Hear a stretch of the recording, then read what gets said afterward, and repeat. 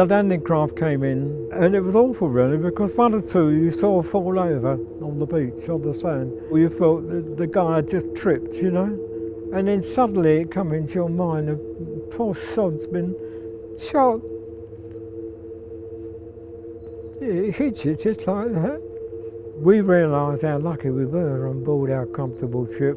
These lads that made the initial landing, there was a lot of them didn't make it, you know.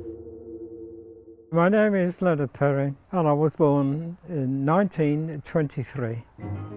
We were at the age of 14 to 15. There was this tension that we were ready for war. We found that time exciting, to be honest. There were about 6 of my friends. We all got together on our bikes and we went out to Biggin Hill and we laid there in the grass and waited to see if the bombers would come.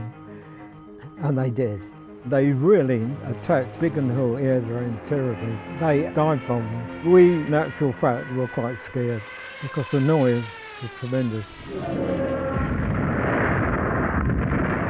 It was a bridge too far for us, and we'd learned a lesson.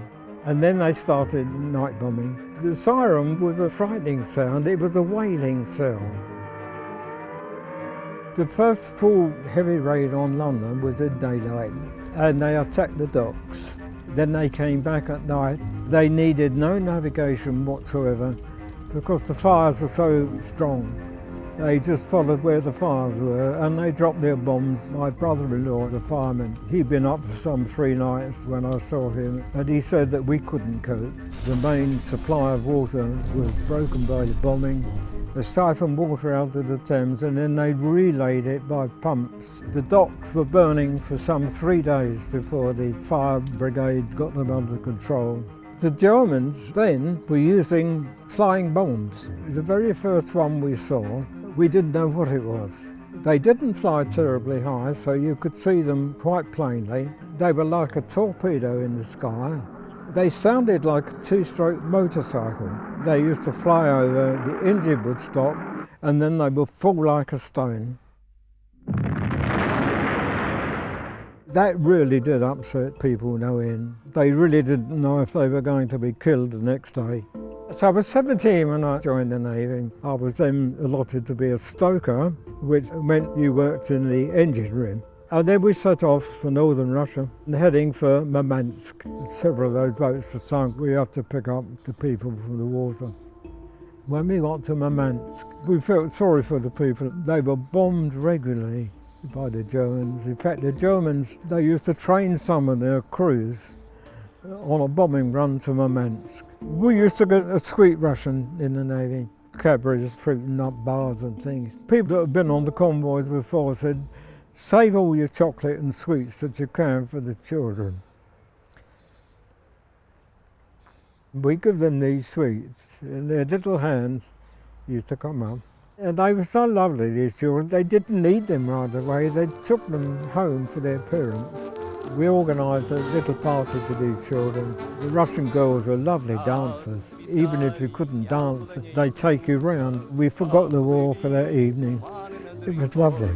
In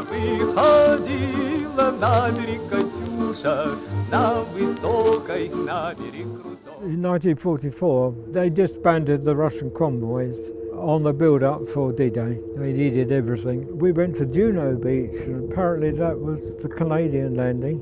And we were instructed to fire inland, and we were firing almost at maximum range, keeping the Germans back off the beaches.